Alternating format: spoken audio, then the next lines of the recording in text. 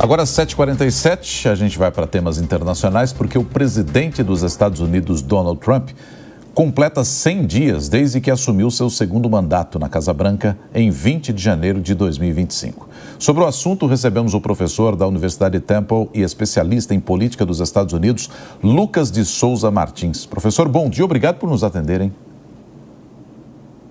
Bom dia, Nonato, muito bom falar com você e também com toda a audiência aqui da PAN.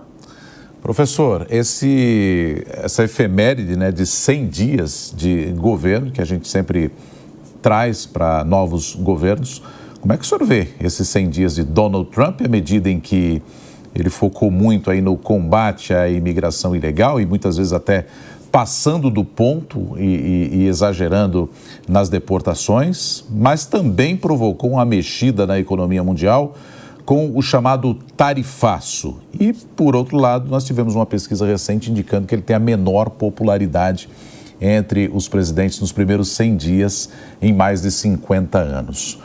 Como é que o senhor avalia esse início, esses primeiros 100 dias de Donald Trump, professor? É importante falar desses primeiros 100 dias porque eles marcam exatamente como que o cidadão americano e até mesmo o mundo poderá olhar para esta administração e entender o que poderá ser dos próximos 4 anos em que Trump será presidente dos Estados Unidos. E já dá para perceber que muito mais do que uma política conservadora, um governo conservador, o que Trump representa neste momento nos Estados Unidos é, sobretudo, uma política que é revolucionária na medida em que faz uma nova dinâmica em vários pontos da vida americana, de instituições americanas, que até fugiam, né, da questão partidária, da questão ideológica, o próprio fechamento do Departamento de Educação, o próprio fechamento, por exemplo, também do USAID, que é uma agência federal especializada em recursos para projetos internacionais de direitos humanos. O que nós temos hoje é uma administração que, sobretudo, coloca, né, uma agenda política, uma agenda pessoal do chefe de Estado nas dinâmicas internacionais, nas dinâmicas internas, uma nova perspectiva também de como os outros países que estão fora desse conjunto de influência americana percebem a interferência e também a liderança dos Estados Unidos. Com a finalização de instituições importantes, hoje, por exemplo, se enxerga na liderança de Donald Trump uma liderança que pensa nos seus próprios interesses, nos interesses americanos, na forma como funciona a economia americana.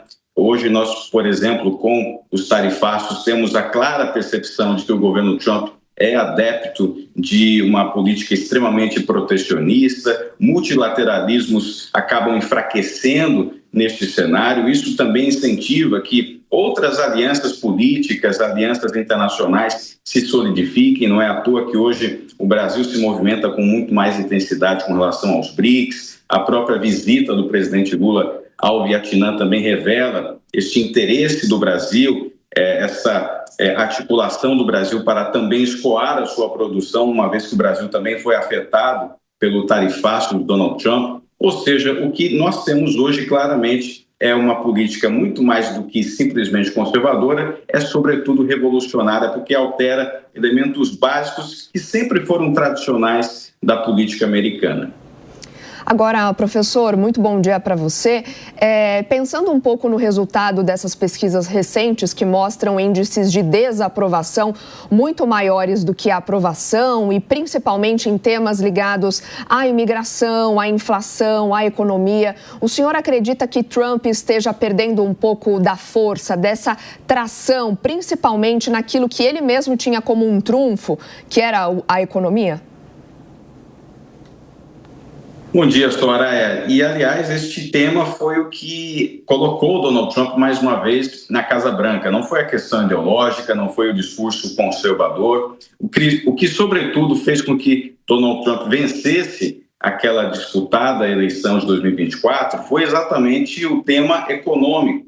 Até porque o que elege um presidente não é somente um eleitorado cativo, que ele sempre teve desde a sua primeira eleição lá em 2016. Isso tem mais ou menos ali 20% de um total deste eleitorado, que também, né, tem uma diversidade de pensamento, de opiniões. O que realmente facilitou a volta de Donald Trump à Casa Branca é exatamente a questão econômica, por uma situação de inflação que viveu os Estados Unidos durante a gestão de Joe Biden. E não é à toa que, quando nós falamos nessa impopularidade que Donald Trump apresenta neste momento, nestes primeiros 100 dias, que é a maior impopularidade, pelo menos dos últimos 50 anos, isso mostra que não necessariamente aquele eleitor cativo de Donald Trump está decepcionado com as novas políticas do presidente, mas mostra que a coalizão que fez com que ele se elegesse presidente dos Estados Unidos